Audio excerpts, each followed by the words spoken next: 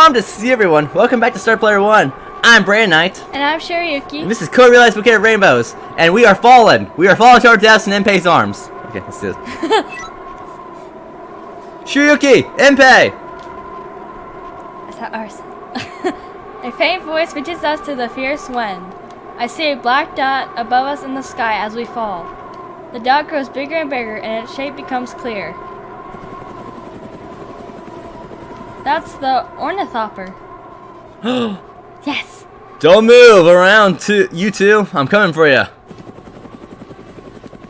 The ornithopter picks up speed as it plunges towards us. When it gets very close, a rope ladder is thrown from the cockpit. Impey grabs hold of it with ease. Made it. You really had me worried. Lupin slowly raises the ornithopter's nose, pulling out of the dive and into level flight. How are you here? I want to say it's the miracle of love. This was actually my doing. Right before we left the mansion together, I left a note alongside of a high-precision tracking device. You can't communicate with it, but you can see the locations of the other devices, and it can also transmit an emergency signal. Impey takes out the pocket watch he had looked at on the Nautilus and shows it to me. There are two lights blinking on top of the pane of glass. I set off the emergency signal right before Nemo's gas knocked me out. Then I checked to see what the ornithopter was. I checked to see that the ornithopter was approaching through this tracking device and dove into the skies. You were thinking that far ahead when you jumped? Of course! I wouldn't leap out of a cliff if I didn't think we would survive. I want both of us to keep living. Oh, and when I said I wanted half of the world with all the women, I was just lying to stall for time, alright? No, seriously, I wouldn't lie to you. It was a stupid joke. Why don't you say anything, Shirayuki? I'm being honest. Once I'm in love, I'm the type who never strays. I'm just shocked. You really are an amazing person, Impey. Ah, you finally see my value as a man. Nothing is impossible for this genius engineer. Right, do you know how risky this stunt was? Put yourself in my shoes. I had to catch you both in mid-air fall. It's too much pressure. Yes, thank you too, Lupin. I suppose I'm just glad to see you that you're alright. I had faith in you all along, Lupin. Oh, hold on. I had faith in you all along, Lupin. I love you, buddy. Feel free to jump back at whatever you feel like, weirdo. Hearing Impey and Lupin bantering like old friends makes me smile. Suddenly, intense pain originates from the horologium and spreads throughout my body.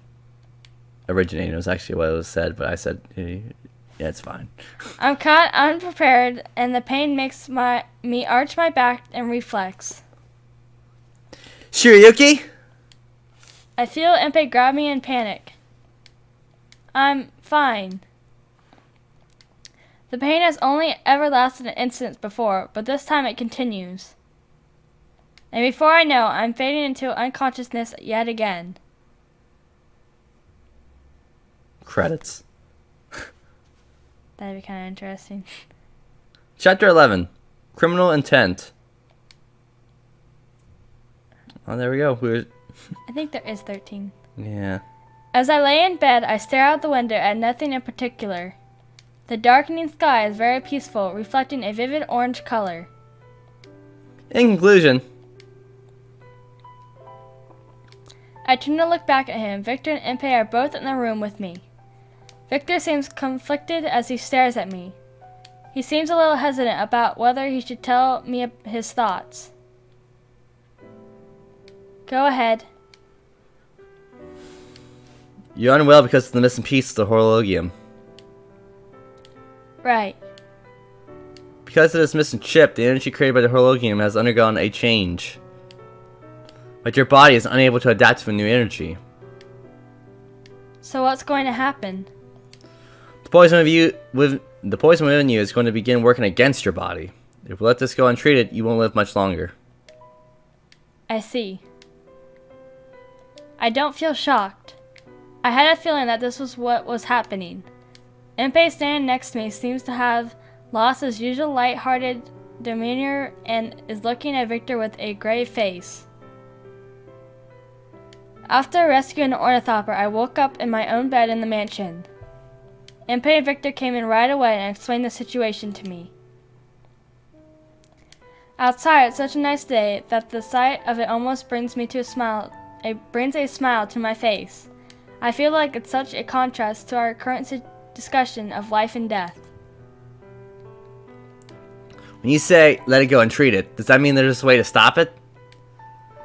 There is. Actually, there's only one way. Retrieve the missing piece and put it back where it came from. Bahorologium has a very high affinity with its own material. If you bring the shard close, they will naturally fuse. That would save you. I nodded his words, but if what Nemo said is correct, then the missing piece is currently being used to power the Nautilus. Is it even possible to go up against the huge flying ship to get the piece back?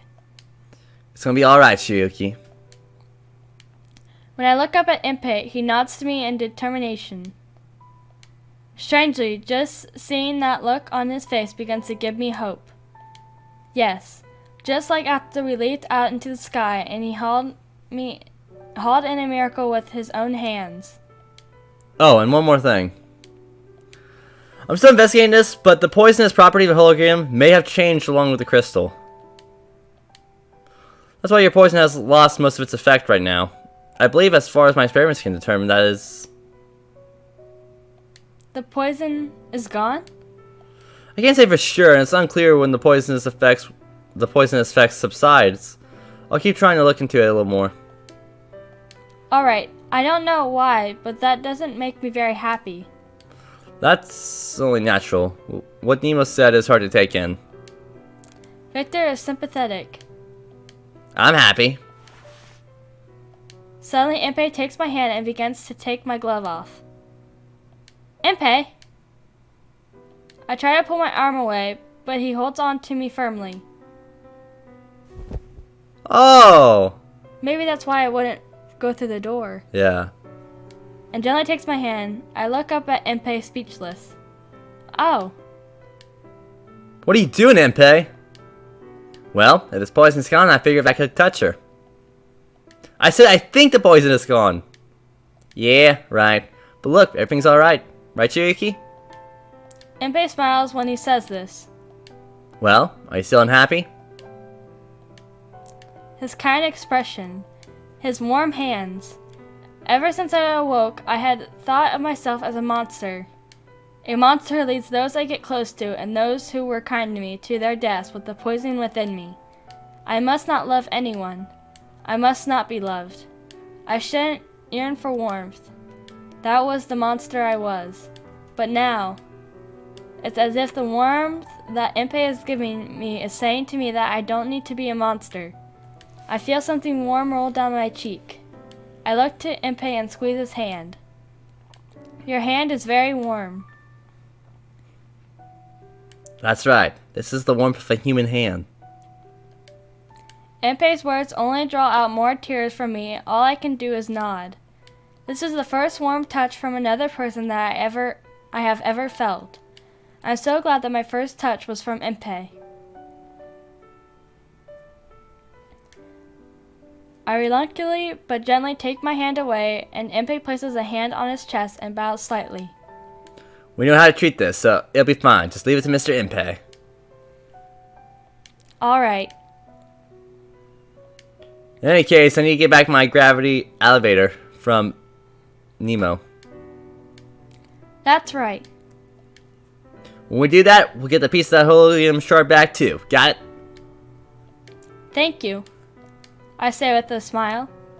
I'm still crying as I smile, but I want him to see me trying my best even so. The next day, after confirming that my condition is stable for now, Impey and I decide to explain everything to the rest of the group. Everyone wants to know what exactly happened to us. It seems that the two of us going off on our own has caused considerable worry. We need to explain as much as we can since we made them so concerned about us. With that in mind, I look around at everyone who gathered in the living room. Lupin, Van Helsing, Impey, Saint Germain, and Victor. Even Deli has come out to join us. Alright then, I'll explain.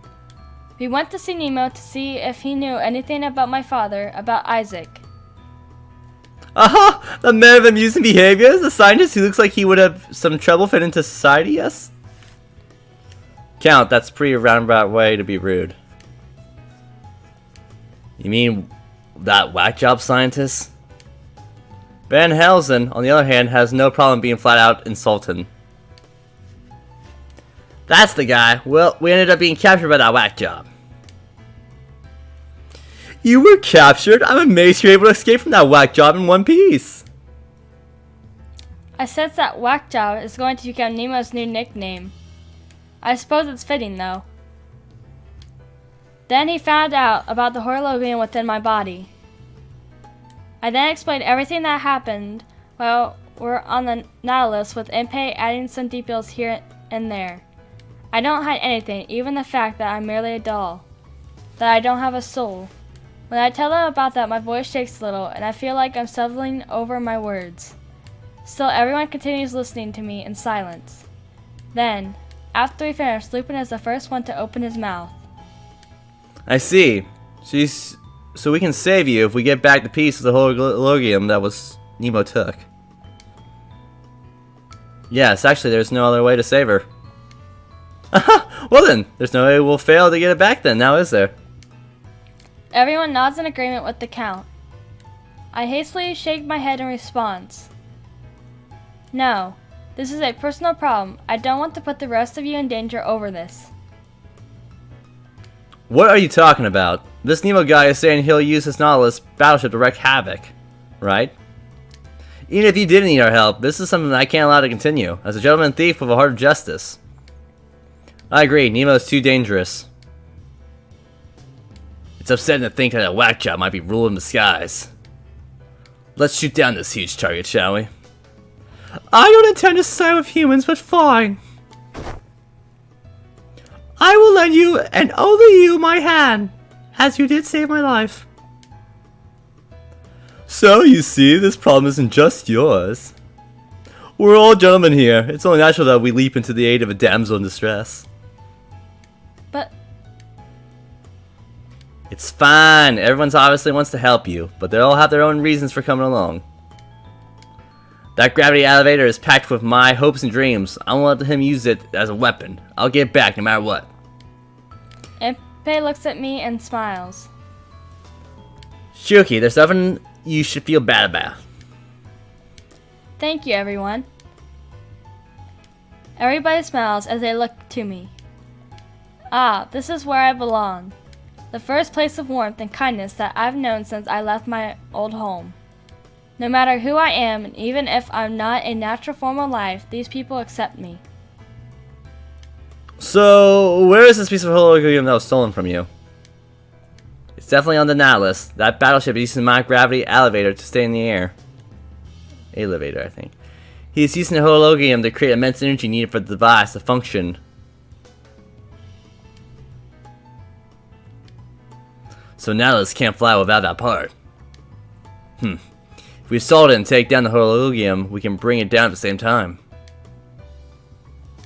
Exactly. Everything we need is on the Nautilus. The hologium and the gravity elevator. And a happy future with Shirayuki and I together. Oh, right. Everyone else looks at me curiously, and I feel a bit awkward. Huh? What are you talking about? Fantasizing as usual, I take it? Not this time. She and I are madly in love with one another. She's completely off the market. What?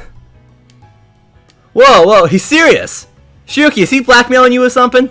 Yes! Oh, I saved him, I'm right here! Save me! Well... It's true, I heard it say over my own ears as we were diving through the sky. She said she loved me, right? No. You gonna say it in front of Lupin? No, say it in front of everyone? No. Impey starts winking at me with such enthusiasm I can practically hear his eyelids slamming open and shut. She's just super enamored with my studliness. It's the sort of charm you only really notice for the first time when you're alone with someone. Shirayuki's crazy about me. My body has gone beyond warm and I feel myself burning with embarrassment. Even though what Impey is saying is about 60% true, the more I hear from him, the more I want to deny it. That was, I felt concerned. Cornered. I tried to shyly. Oh man, I clicked it on accident. Okay, let me just read. She's saying it was just a moment. She was in the heat of the moment. I knew it. So you were blackmailing her. My, it would seem this was a false alarm. You really had me going there. Pathetic. What? It's true! Why are you acting like I'm just playing like another joke on you all? That I love you was the real deal. There were sparks, right, Shirayuki? I'm not really sure what my emotional state was at the time. I was panicking and scared. Come on! But I really did. I was about to say something else when... Hey, hold on! What is that? Deli, who had been silent this entire time, points out the window in surprise. Could that be Bananas you were speaking of? We look at each other, then rush to the window. A large black ship is overtaking the blue skies outside. Don't you mean Shadow? It was Shadow. Oh. My brain's confused right now. We all hurry out of the door. You're in love. No. With Impey. No. No. Love makes you crazy. No. And take in the majestic presence of the ship that seems to almost fill the entire sky. We look up in shock at the Nautilus slowly continues moving forward. No, it only looks like it's going slow, but it might actually be traveling at an extremely great speed. The sheer size of it's too big to imagine floating in the air makes it hard to judge the distance from where we are standing. That's... Even Saint Germain, able to maintain a smile in any situation, is rendered speechless by this spectacle. This is the first time I've been able to get a full view of it myself. The word ship doesn't begin to cover it. This is a flying fortress made of steel. What is this? Humans are capable of creating something like that? No. This is far beyond the normal scope of what modern civilization should be able to achieve. He does have a device in the Horologium, but still, Nemo may be a whack job, but I can't deny that he's a genius.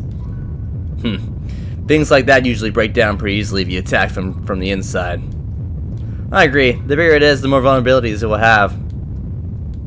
Lupin and Van Helsing, you aren't surprised at all? I'm not surprised either. When you're a master engineer like me, disassembling something like that's just a snap. Impey, your knees are shaking. For a second I think that Nemo has found our hideout and is coming after us. But it seems he's just passing through. The Nautilus soars by over us and continues on its way. It comes to a full stop above London, probably right around where the middle-class residential areas are. Suddenly it makes a strange noise. Even though we're quite far from it, the sound is so loud that my whole body is shaken by the vibration. People of London, how do you do? My name is Nemo. I am the Lord of the Sky, here to enlighten Britain. No, all of the world for the miracle of science. Whoa. Are you all hearing this insanity he's opening up with? Yeah, but knowing Nemo, he's probably dead serious. Impey furrows his brow and nods. Lord of the Sky, that's some big talk. World's vast, and won't come under his control that easily just because of that. I think it might actually be possible depending on how he goes about it. What? A gravity elevator in the Horologium, that whack job, genius, has two inventions that could change the world. Indeed, the most frightening weapon that Nemo has in his possession is not the Nautilus itself. Instead, it's the two pieces of advanced technology. Yes, the Nautilus is merely one example of what can be created by combining those two things. If Nemo is a true genius, if Nemo's a true genius, he should be able to come up with any number of terrifying things. No thanks. Just one of those things sounds manageable, but if we get 10 or 20 of them coming our way, it's just a matter of handling things before it gets to that point. That's definitely true, but are we going to be able to handle that thing? Victor seems to be raising the doubts that we're all thinking. Now's the time for a fun game brought to you by the genius scientist Nemo. This goes out to all the British government and to all the people of this country. I'm going to have all of you play a game of tag. Tag? A chasing game, I see. Why would he want to do that? I seek a girl who has the horologium. The horologium? I feel like Nemo can see me somehow, and chills run up my spine. Impey is standing near me, gently helping me stay upright. It's fine. The fact that he's calling for a manhunt means that he doesn't know where you are right now. He smiles. But all the while, Nemo's terrifying speech goes on. Your mission as the pursuers is simply to capture her. You do not need to know what the horologium looks like. All you know is bring me the girl with the horologium. Now I know how foolish all of you are. You probably won't do as I say, even after seeing my awe-inspired necklace. In order to get a more ignorant masses to move, I must fall upon a carrot and stick approach. Bring the girl to London's outer walls within 3 days. The only ones who bring her to me will be promised a high position in the new world that I'm about to create. I hear Impey mutter, "Oh joy," beside me. And now for the stick! If she's not found within 3 days, the great iron hammer of science will be brought down upon you all. Just like this! Something changes on the Nautilus.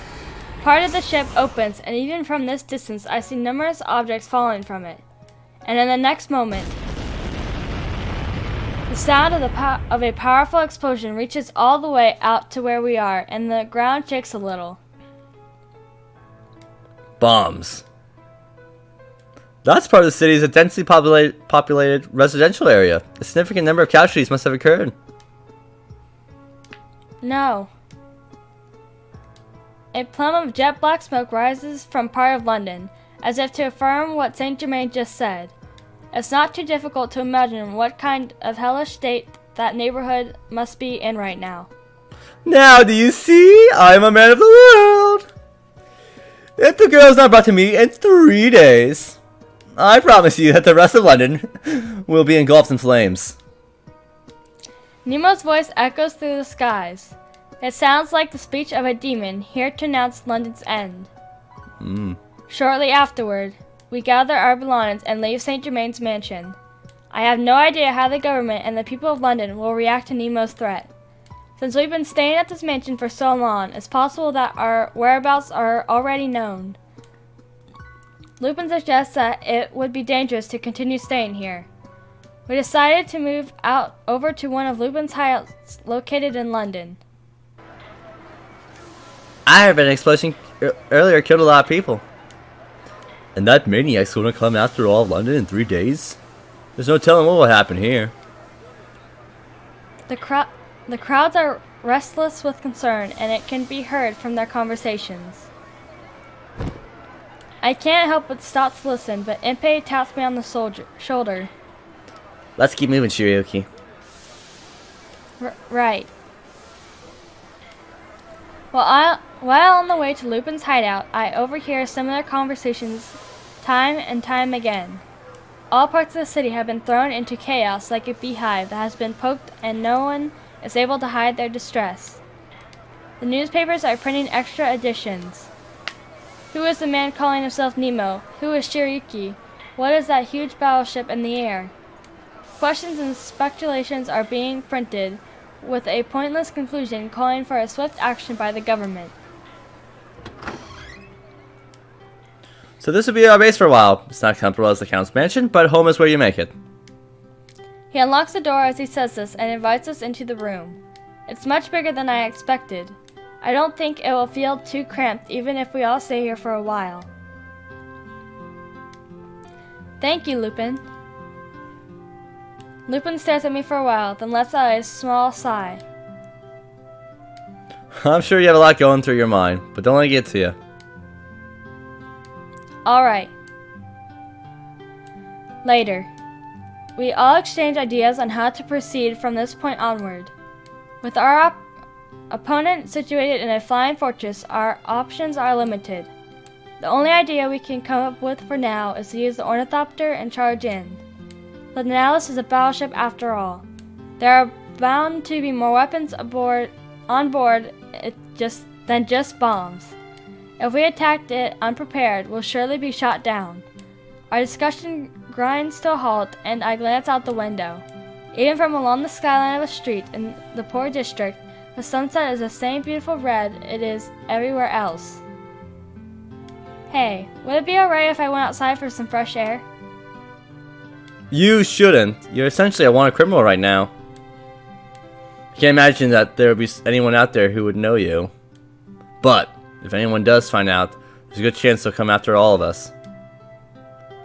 I feel the same way. When people are cornered, there's no telling what they'll do to save themselves.